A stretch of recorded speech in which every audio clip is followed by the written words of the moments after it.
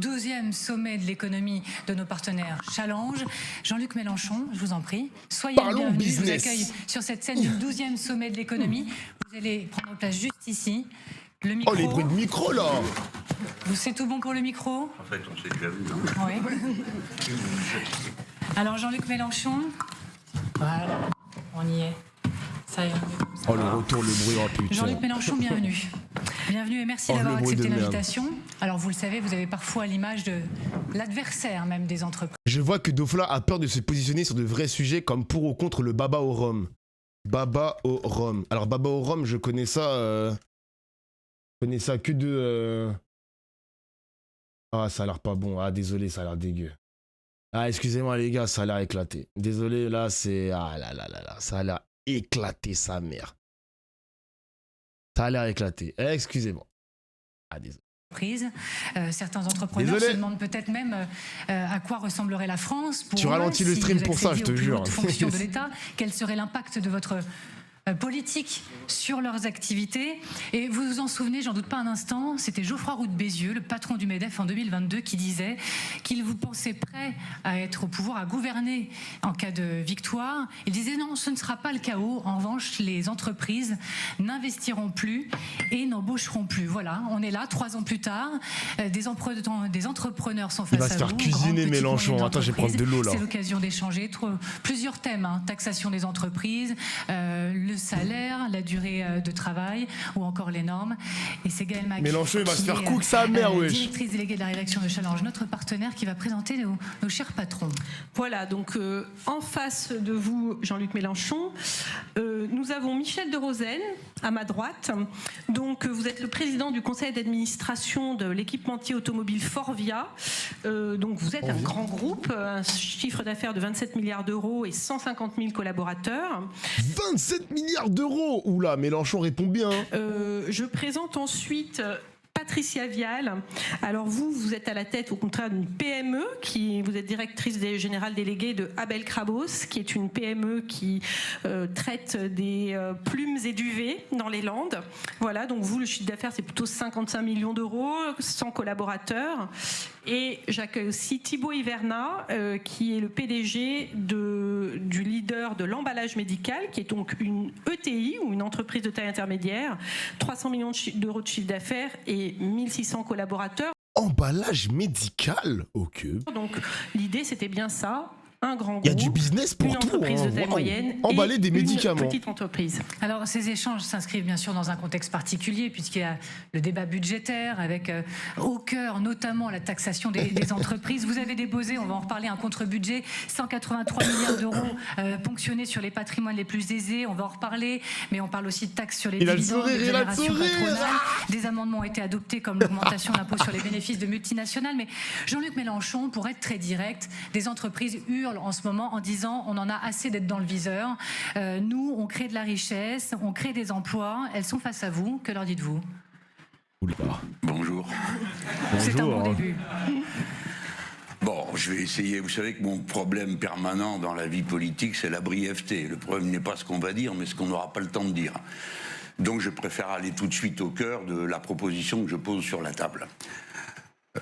La proposition, la voici. J'estime, premièrement, je ne suis pas le seul, nous pensons que nous sommes arrivés à la fin d'un cycle historique, dominé par les États-Unis d'Amérique, qui viennent de siffler la fin de la période de la priorité d'accès au marché mondial, de l'ouverture, de l'abolition des droits de douane, de la baisse des salaires partout.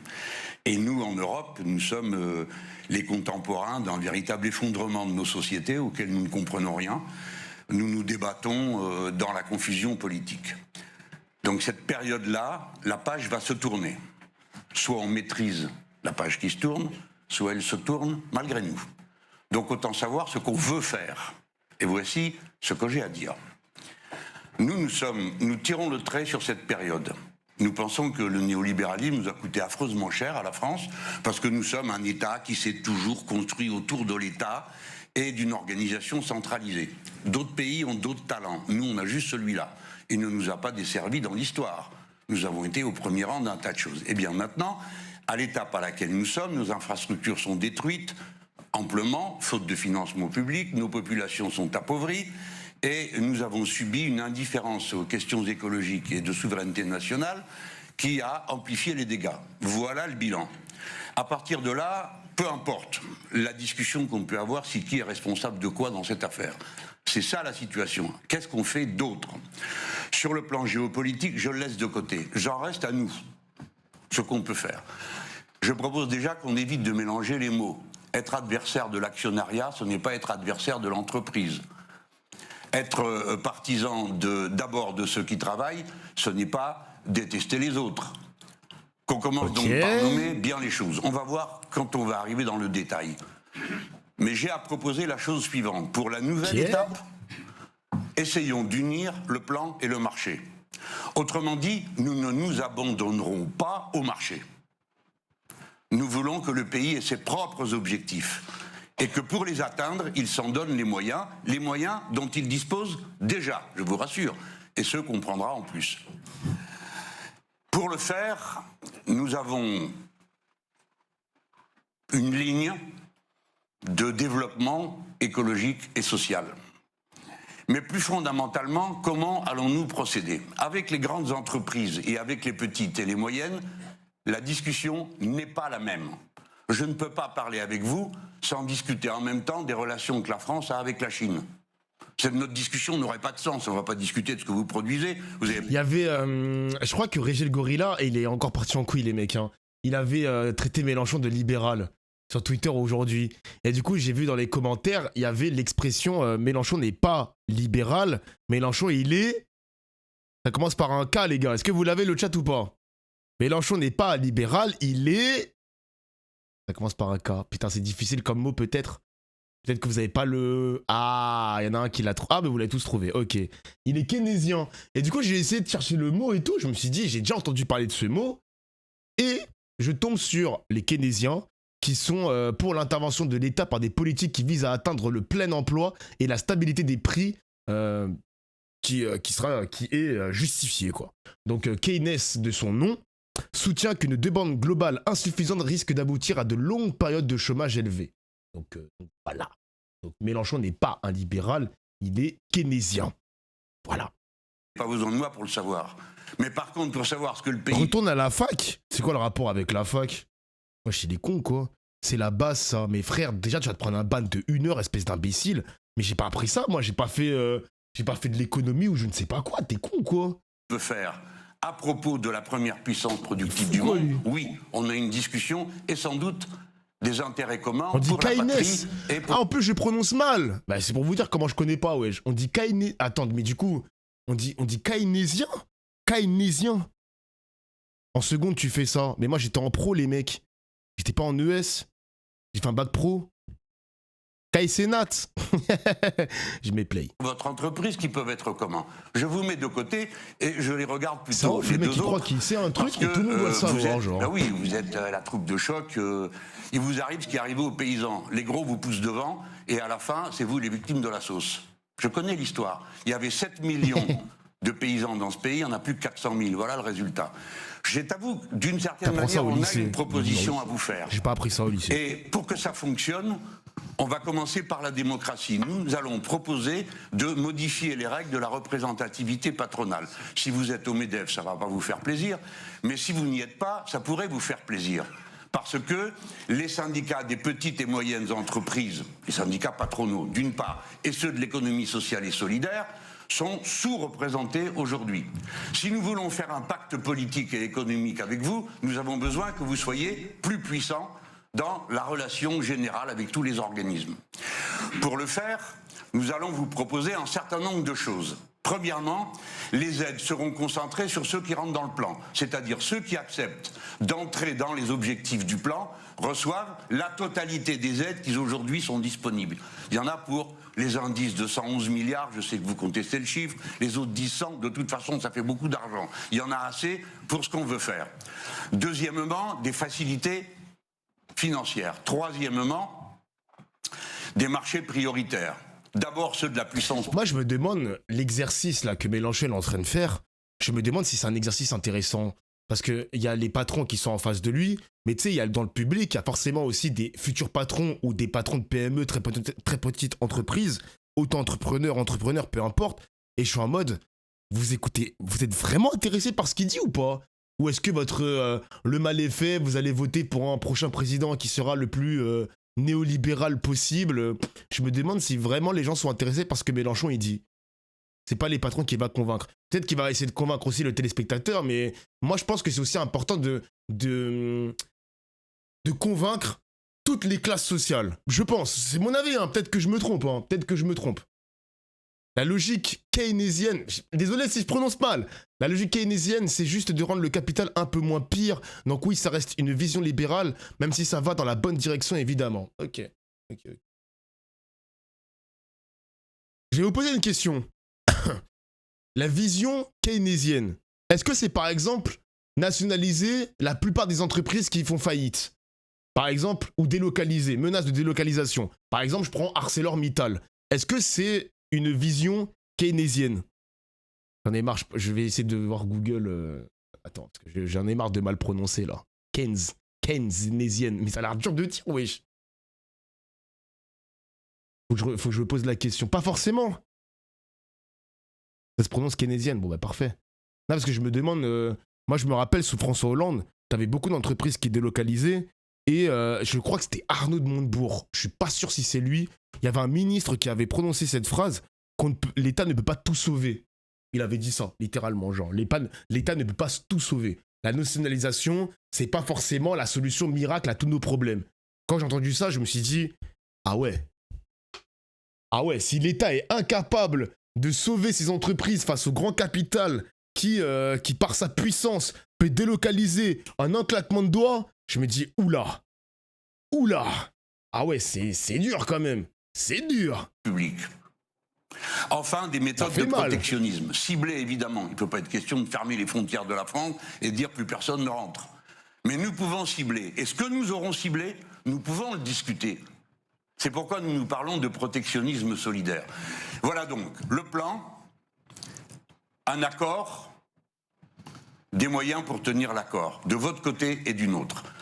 Ceux qui rentrent dans le plan reçoivent tout, ceux qui ne veulent pas, ils font l'entreprise privée traditionnelle, ils font ce qu'ils veulent. Hein. Mais la période du néolibéralisme où tout le monde vient pour promettre des diminutions d'impôts, des diminutions de cotisations, et à la fin on ne sait pas qui va payer la santé et le reste, ça c'est fini. Non, c'était pas Macron ou Attal, c'était un autre ministre, mais c'était sous François Hollande, assassin crétin. Wesh, le pseudo. Nous on y mettrait un terme. Alors voilà, les bases là, elles sont clairement posées pour le débat. On va prendre les choses les unes après les autres. La taxation des entreprises. On est dans le débat du moment, le budget. Concrètement, dans votre contre-budget de la France Insoumise, il y avait en gros 183 milliards de taxes et impôts supplémentaires qui allaient reposer sur les entreprises et aussi sur les très aisés qui sont quand même souvent des entrepreneurs ou des propriétaires d'entreprises. Donc, les patrons, de leur côté, se plaignent d'être déjà surtaxés par rapport à leurs concurrents allemands, italiens, espagnols, par rapport à l'ensemble de leurs concurrents des grands pays d'Europe. Oula, il va se faire cook là. Oula, j'ai peur là. Et vous leur dites, non, c'est pas assez, on va vous taxer de 180 milliards d'euros de plus. Donc, je ne sais pas, peut-être Michel de Rosen, qu'est-ce que vous voulez dire sur ce point de la taxation des entreprises, sur lequel, effectivement, les organisations patronales se sont montrées très vocales ces derniers temps, notamment via une lettre à Lecornu. On vous laisse échanger. Alors d'abord, bonjour Monsieur Mélenchon. Bonjour. En prévision de ce débat, j'ai lu 8 de vos livres. J'en ai écrit 23, il y a encore du temps. Hein. D'accord.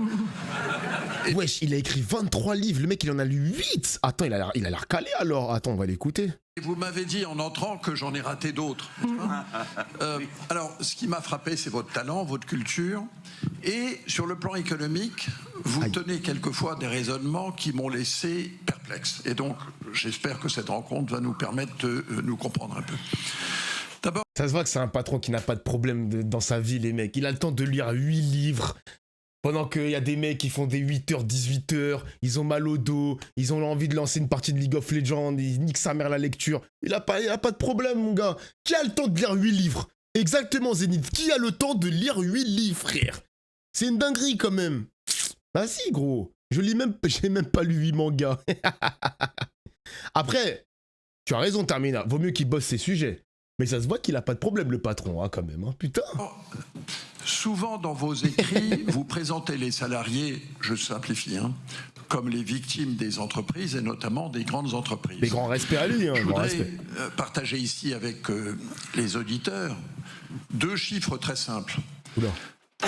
La part des salaires dans la valeur ajoutée en France est passée de 1998 à 2025 de 79,5% à 89,5%. Ce sont des chiffres de l'OFCE qui n'est pas suspect d'être une officine patronale. Donc, en France, la part des salaires dans la valeur ajoutée a à la fois progressé et elle est plus forte que dans tous les pays importants de l'Europe. Ça, c'est juste une remarque factuelle. J'en viens maintenant à une question.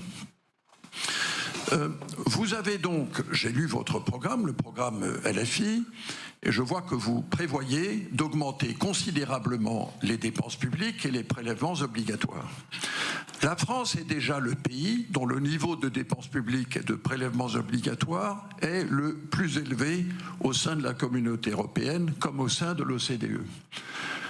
Comment pouvez-vous croire qu'en augmentant encore plus les dépenses publiques, en augmentant encore plus les prélèvements obligatoires, les impôts, cela permettra d'augmenter la croissance en France et d'augmenter le pouvoir d'achat? Et pour comprendre votre réponse, je me suis demandé dans vos livres, quel pays vous inspire?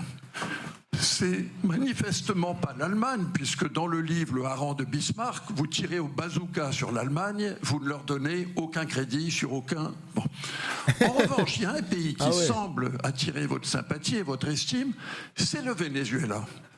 Mais le Venezuela, ces 15 dernières années, a connu une Aïe, aïe, les problèmes. Aïe, aïe, aïe, les problèmes. crise économique et sociale telle que 23% de sa population a quitté le pays pour aller ailleurs. Aïe, aïe, Donc aïe. ma question est, pourquoi pensez-vous qu'il faille augmenter les dépenses et les impôts pour augmenter le pouvoir d'achat des Français?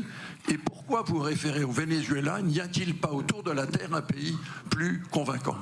Jean-Luc Mélenchon. Bon, je savoure la délicatesse du propos. Permettez-moi de vous dire que moi aussi, je vous ai lu. Il vous en manque encore 14 à lire. Dont le dernier que je vous recommande, si c'est trop cher, c'est 10 ou 20 euros, volez-le. Mais ça permet de comprendre le fond de ma pensée. Alors, je suis Volez-le. votre parallèle. J'ai lu votre livre sur l'égalité, j'ai lu celui que vous avez eu la mauvaise idée de signer avec M. Gattaz. Et...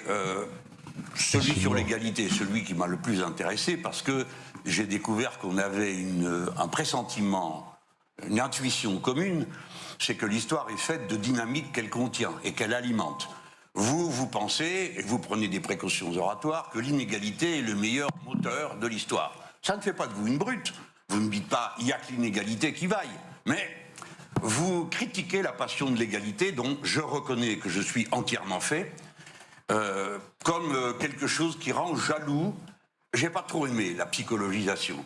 Vous vous trompez, ça ne rend pas jaloux, ça rend soucieux, sourcilleux, chatouilleux de la dignité qu'on se reconnaît pour soi-même et aux autres. Alors je voulais juste rectifier ça, et j'en profite dans les rectifications pour vous dire que le Venezuela n'est pas mon modèle économique. Vous n'avez pas lu les derniers bouquins, ceux-là ils ont déjà au moins 10 ans. Mais non, si un pays force mon attention, c'est toujours celui qui va marcher devant pour la performance technique ou la performance écologique. Et je ne cache pas que dans le moment où nous sommes, à cette étape, puisqu'ils ont gagné la partie d'être la première puissance mondiale productive, c'est la façon avec laquelle les Chinois avancent qui me stupéfie, m'intéresse, car... Mais les gars, franchement, le chat, honnêtement les gars, le chat... On en pense quoi de la Chine? Bon, vous allez me citer les Ouïghours, ok, c'est très grave ce qui se passe là-bas, il n'y a aucun problème. Il n'y a aucun problème pour le dire. Mais on en pense quoi de l'économie chinoise? Qu'est-ce qu'on en pense? Qu'est-ce que vous en pensez en fait? Est-ce que c'est un modèle? Est-ce qu'on doit s'en inspirer? Est-ce qu'on doit s'en inspirer mais tirer uniquement le positif, mais pas prendre l'intégralité parce que sinon ça va être la France, ça va devenir un pays bizarre? Mais qu'est-ce qu'on en fait genre? Là on parle économiquement, exactement, on en parle économiquement. Les gars, il y a une ville Je sais plus c'est quoi le nom de la ville en Chine. C'est une ville qui ressemble à littéralement cyberpunk. C'est littéralement cyberpunk, wesh. Les Chinois sont trop loin, gros. Ils sont tellement loin, c'est n'importe quoi, ma gueule. Ils planifient sur le long terme, évidemment. Ça s'appelle Chongqing, oui. Jamais en France on aura une ville comme ça, mon gars. Jamais en France. En fait, le pic de notre pays, voilà, c'est cette ville à peu près. Le pic de notre pays, les mecs, ça va être quand? Ça va être en 2030. Je crois que c'est en 2030 ou 2035 où on aura, je l'ai déjà dit en stream, on aura le plus puissant réseau de métro au monde. Voilà, ou peut-être européen, vas-y on va dire européen. Genre là on est en train de construire je sais pas combien de lignes de métro, ça va être une toile d'araignée gigantesque où tout sera connecté, etc., etc. On aura l'un des réseaux les plus importants des années 2030. Peut-être que les autres pays vont investir aussi, mais quand tu vois la gueule de cette ville, frère, est-ce qu'on aura une ville comme ça en France? Est-ce qu'on aura, je sais pas si je dois bander sur ça, je sais pas si je dois bander, si c'est une bonne idée de bander sur ça, mais les Chinois sont trop loin, frère. Les Chinois, ils sont trop loin. Donc si Mélenchon s'inspire des Chinois, si son modèle c'est la Chine, est-ce que c'est un gros mot? Dites-le moi le chat. Dites-le moi, est-ce que c'est un gros mot de s'inspirer des Chinois? Bonne question. Bonne question. Quelle horreur. Non merci. Non Dofla. Belle inspiration. Dofla s'est construite sur des inégalités du travail et l'exploitation des travailleurs.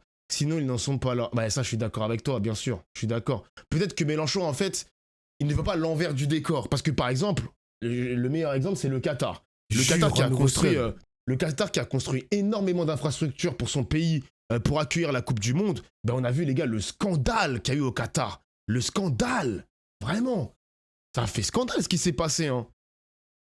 Les morts au travail, les mecs, on les a privés de passeport. Genre, le passeport, tac, tu travailles et on te rend ton passeport après. Enfin, c'est n'importe quoi. Donc, je pense que la Chine a aussi connu ce genre de période. Après, Dofla, à quel prix imagine la consommation de terres rares, coltan, etc. Je suis bien d'accord, les gars, je suis bien d'accord.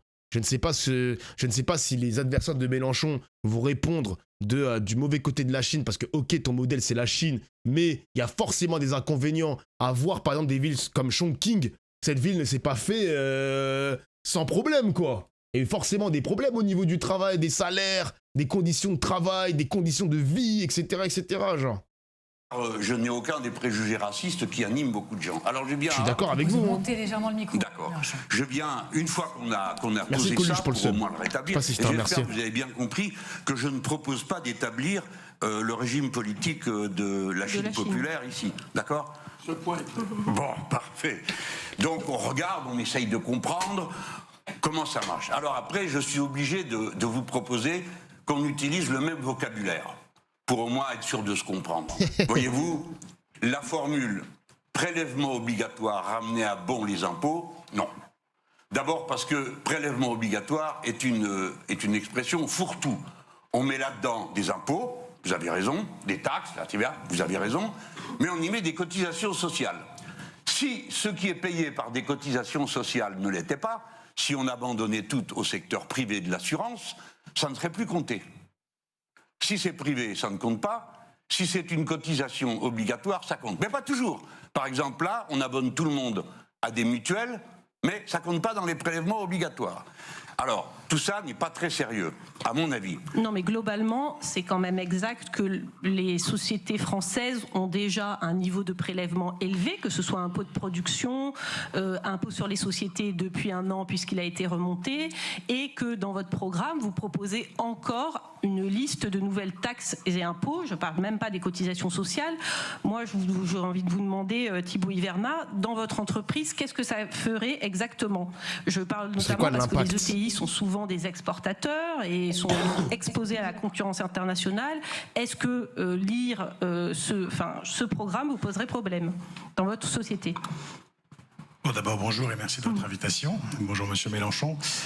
Moi, vous savez, dans une ETI, dans une entreprise de taille intermédiaire moyenne, on est exposé aussi à la concurrence internationale. Et peut-être pour reprendre quelque chose que vous avez dit en introduction sur ce distinguo que vous faites entre les grands groupes et puis des sociétés plus petites, soit très petites, soit de taille moyenne, je ne crois pas que ce soit comme ça que fonctionne la vie économique réelle. C'est-à-dire que nous, on se sent davantage tiré par des grands groupes que écrasé écrasés par des grands groupes. Les grands groupes sont nos clients, les grands groupes, on les suit dans les endroits où ils vont, quand ils y vont, parce qu'ils ont besoin de nous, et ainsi de suite. Donc, ce côté, vous avez dit, vous êtes les victimes, finalement, des gros, nous ne le vivons pas comme cela.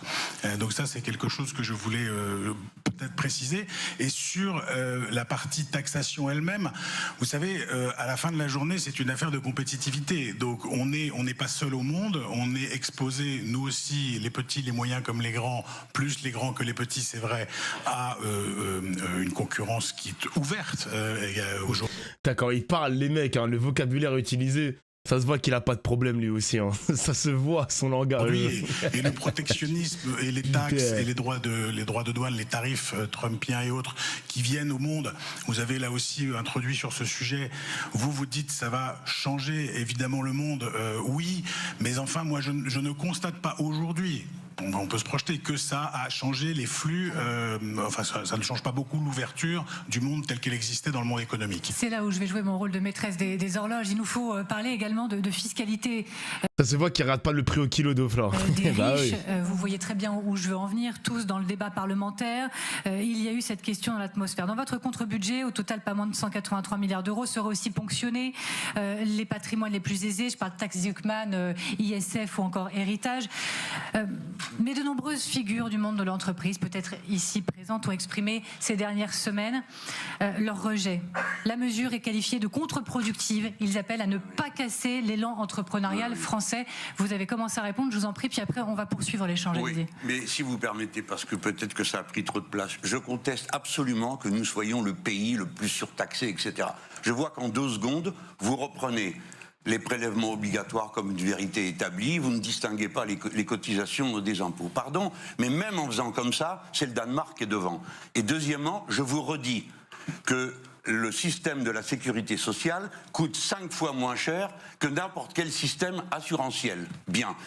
Il représente le 30% de ces prélèvements obligatoires. Retirez-les de 45, ça vous donne 15. 15 moins 45, 30. Donc nous ne parlons plus du même classement. Supposons que j'accepte à cette tribune, à cet instant, la destruction complète, immédiate et totale de la sécurité sociale au profit des assurances. C'est ça qu'il faudrait payer. Et vous qui êtes des patrons où vous embauchez des gens de haut niveau technique, on est d'accord ? De haut niveau technique. Vous allez devoir les payer bien, beaucoup plus que vous ne le faites aujourd'hui si vous passez tout au privé. Pourquoi ? Parce que l'assurance sociale coûte bien moins cher que n'importe quel système d'assurance par point ou par capitalisation. J'en veux pour preuve que quand ce point est arrivé dans la discussion à la précédente rectification du système des retraites que proposait M. Macron, quand on est arrivé sur le point des cadres, c'est le MEDEF qui a dit « Oh là, où on va ?» Pas question, parce que nous serions obligés d'augmenter tous les cadres pour les garder. Car il y a compétition pour garder les grands esprits. Il y a aussi des compétitions sur ces qualifications. Premièrement, donc, je continue à le contester. J'ajoute... N'empêche, alors, World Ranking, c'est ça la source. World Ranking Site, ok. Dans le top 10, la France est quand même 2e. La Belgique est 3e. Autriche 4e, Finlande 5e, 6e Italie, la Grèce est 10e avec 40% de taux obligatoire. Donc sur le ratio. Hein. Le Danemark est premier avec 45,8. La France est 2e avec 45,3. Donc voilà. Que vous n'avez cessé de faire baisser les impôts. Ils représentent une part pour l'information moindre aujourd'hui que c'était le cas dans les années 80. J'ai l'âge de m'être souvenu de la période où l'impôt sur les sociétés, c'était 50%. Maintenant, il est à 25%. Source et 2024. Le projet d'impôt mondial, c'est 15%. Vous allez arrêter où et quand d'en demander encore davantage? Alors Jean-Luc Mélenchon, j'ai une question pour ces patrons. Mais vous étiez sur les cas des impôts que, paraît-il, on va aggraver. Mais j'ai une petite question. Mais je voulais quand même qu'on mette ces choses-là au point. Sinon, on croit qu'il y a une vérité. Pardon. Supposons, pour être agréable à cette heure-ci... Jean-Luc Mélenchon. Oui. Il a un fond là, Mélenchon. Qu'à cet instant, je vais finir, ne vous inquiétez pas, que juste pour la courtoisie, hein, je vous dise, eh bien, il y a au moins 2 points de vue. Mais pardon de vous dire que si on avait un peu plus de temps, vous tenez pas le choc pour continuer à tenir cette thèse que nous sommes le pays qui coûte le plus cher d'Europe, parce que ce n'est pas vrai. Est-ce que certains d'entre vous ont tenu le discours qu'on a entendu lors des discussions budgétaires? Moi, je pense à quitter le pays si on continue de nous taper sur la tête avec les taxes Zuckman, etc. Est-ce que l'un d'entre vous y a réfléchi un instant? Non, je peux prendre pour ce qui me concerne, ça ne m'a jamais traversé l'esprit. En revanche, est-ce qu'on l'entend de temps en temps? Oui, on l'entend de temps en temps, je ne peux pas vous dire le contraire. Et qu'est-ce que vous répondez, Jean-Luc Mélenchon, à ceux qui ont envie de partir, qui disent en tout cas qu'ils veulent partir? Peut-être Patricia, Michel. Bonjour, Monsieur Mélenchon, merci pour l'invitation. Je fais une parenthèse, sur le territoire français, j'ai un chiffre d'affaires de 5 millions et j'ai 27 salariés. Ça a son importance pour ce que je vous expliquerai tout à l'heure. Wesh, le flex de fou, grand sourire, 5 millions de chiffres d'affaires. Non, je l'entends pas. Non, sincèrement, non. Et donc, pardon, Jean-Luc Mélenchon, à ceux qui disent, moi, je veux partir, si on continue avec les affaires de taxe Zuckman et si on me tape encore sur la tête à coups de prélèvements et de charges, etc., vous leur dites quoi? Rien, au revoir. Mais sinon, ce que je peux dire, c'est que je n'y crois pas. Merci, au revoir. Et voyez-vous, je ne suis pas la caricature que vous croyez à l'égard d'un grand patron, ou d'un bon patron, ou d'une bonne patronne. Je pense que, comme Danton, il pense qu'on n'emmène pas sa patrie à la semelle de ses souliers. Et j'ai connu quelques grands producteurs de ce pays qui étaient de parfaits patriotes. Merci, je pense à Serge Dassault, être étrange, il en était un, paix à sa mémoire. Mais en tout cas, lui, payait ses impôts en France et n'a pas imaginé une seule seconde s'en aller. Pourtant, il ne vivait pas de Rafale. Il vivait du Falcon, qui est un des meilleurs avions du monde. Ce que je voulais vous dire, vous avez sorti 183, j'ai pas refait toute la liste, mais qu'est-ce que vous avez à dire contre l'impôt sur les multinationales? Qu'est-ce que vous auriez à dire? Regardez, ArcelorMittal a pris 300 millions, n'a pas payé 1 euro d'impôt les 5 dernières années. Et maintenant, trouve encore le moyen de venir pleurer dans notre gilet pour en demander davantage et fiche des gens dehors. Vous n'aurez rien à dire contre, vous serez d'accord avec moi. Tout le monde doit payer l'impôt. Pour quelle raison McDo paierait presque rien? Pourquoi Total paierait presque rien? Voilà, eh bien cet impôt sur la multinationale sur lequel vous jetez des larmes, apparemment, puisque ça va coûter encore plus cher, ça rapporte 26 milliards. Les taxes sur les super profits, 20 milliards. Qu'est-ce que vous avez contre le fait qu'on taxe les super profits davantage que les autres profits? Il me reste un impôt et après c'est fini. Michel de Rosen. Bon, et la taxe Zuckman, c'est une taxe sur le patrimoine, vous l'avez entendu, mais c'est une parmi bien d'autres. Alors, vous n'aurez pas la taxe Zuckman, mais les socialistes vous proposent de vous faire un emprunt forcé. Je vous laisse vous débrouiller avec vos amis. Bon, qui veut réagir? Allez-y, monsieur de Rosen. Moi, je voulais dire mes grands-parents et parents étaient des immigrés, ils sont venus en France et j'ai aucune intention de quitter la France. Mon amour de la France n'a rien à voir avec la fiscalité, ce qui ne m'empêche pas d'avoir sur la fiscalité des opinions. Le deuxième commentaire que je veux faire... Mais vous voyez les gars, Macron il a aucune perspective d'avenir. Tout l'argent qu'il a récolté avec la TVA, les cadeaux fiscaux, etc. pour ensuite investir sur une vision long terme en France, peut-être même investir dans des entreprises comme par exemple, il avait dit quoi? On avait parlé des crédits, merde, c'était quoi les crédits de recherche? Les crédits de recherche, etc. Ça n'a rien donné. C'est de l'argent perdu, les gars, c'est de l'argent perdu. Et quand Mélenchon, il va avoir une autre vision où il va devoir essayer de faire en sorte de mieux taxer les entreprises pour avoir potentiellement une meilleure vision que Macron, pour investir correctement en France et avoir une meilleure vision long terme que M. Macron, les gens ils disent « Ah non, on n'en veut pas, plus de taxes, etc. » Parce que je pense que les patrons, ils ont peur que l'État français réinvestisse mal l'argent récolté des impôts, genre, et même des prélèvements obligatoires, comme il l'a dit tout à l'heure. Le Mozart des finances a brisé en quelque sorte cette relation de confiance entre le patronat et la France, et l'État français en fait. Le CICE, le CIR, ouais, on s'est bien foutu, les patrons se sont bien foutus de notre gueule, mais nous aussi, l'État français aussi, s'est bien foutu de la gueule des patrons parce que, en tout cas sous le mandat de Macron, c'était pas beau les gars, hein. Franchement c'est pas beau ce qu'il nous a fait, hein. Quand tu vois les statistiques du nombre de défaillances d'entreprises, désolé mon gars, hein. Faut vraiment changer de président, hein. En fait, il faut renouer. Ça me fait mal de le dire. C'est le grand capital. C'est ce que je combats. Ça me fait mal de le dire. Mais la responsabilité de Mélenchon, c'est de renouer, c'est de recréer ce lien entre le patronat et l'État français. Vas-y, j'ai oublié de le dire, les gars. J'ai oublié de le dire, c'est vrai. Il fait pas de la lèche, hein. Il fait pas de la lèche. Mais quand même, l'objectif final, c'est de renouer ce lien. Il a besoin de le faire, Mélenchon. Il a besoin de renouer ce lien. Il est obligé. C'est de la com au final. C'est que de la com. C'est que je crois que vous avez raison sur le Danemark. Attends, et ces queues croient qu'en continuant la même politique, ils vont aller mieux. Frère, on se dirige droit dans le mur avec ça. Hein. C'est pour ça que je vous ai dit que le successeur de Macron, s'il prolonge encore une fois le macronisme, on va vraiment dans le mur. On va vraiment dans le mur, frère. C'est pas possible. de maintenir ça. Mais pardonnez-moi de considérer que le Danemark n'est pas encore une grande puissance économique. Oh. Il le sera peut-être un jour. En revanche, par rapport à nos grands concurrents, il là, est dur avec le Danemark. la France est plus élevée que les autres, à la fois en dépenses publiques et en impôts. Et ce qui m'inquiète dans votre programme, quelle que soit l'éloquence avec laquelle vous le présentez, c'est que je pense que nous avons le même objectif, mais un désaccord sur les moyens. Le même objectif, c'est d'augmenter le pouvoir d'achat des Français et l'emploi en France. Je crois qu'on arrivera mieux en libérant les forces économiques et pas en les taxant plus.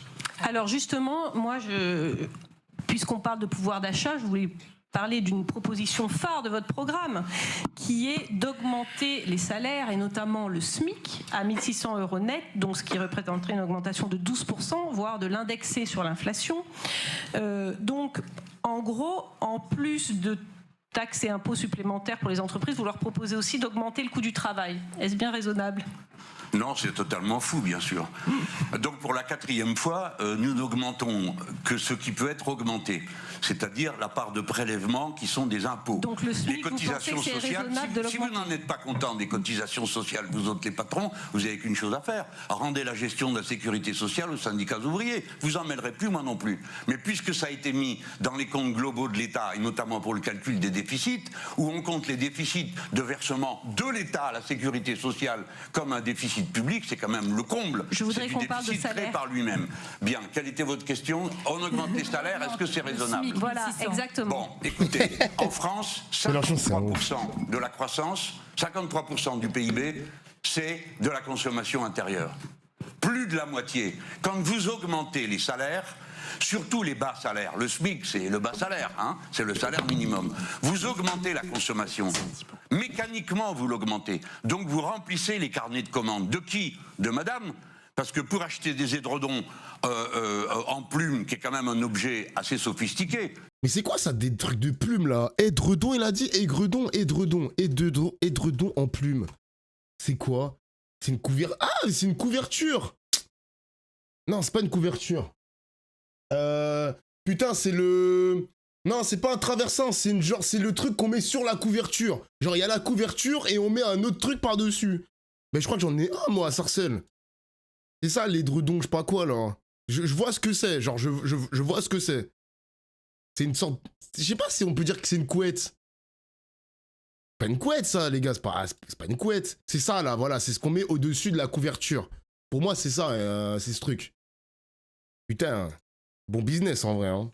Bon business. Il y a un business pour tout, les mecs. Il y a un business pour tout. Ça n'a l'air de rien comme ça, mais c'est sophistiqué. Il faut avoir des sous. Des trucs qui vont au-dessus de la couette, ouais. Vous avez un SMIC, vous payez, vous dépensez absolument tout, jusqu'au dernier euro, et maintenant, en ce moment même... Après, Mélenchon, alors, j'ai une take sur ça. Sur le fond, il a raison, mais la mentalité française, elle est... En vrai, on dépense pas assez, les gars. Je pense qu'on dépense pas assez dans l'économie française. Je m'explique.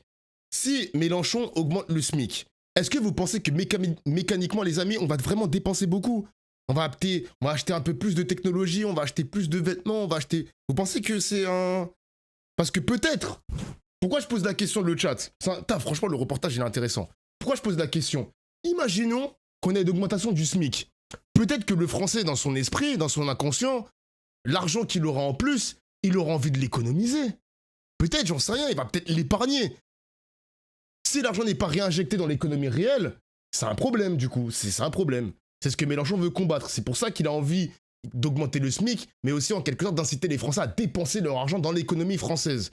Donc moi je ne sais pas si le Français, avec cette augmentation, va épargner, va acheter à l'étranger, on n'en sait rien, tu vois.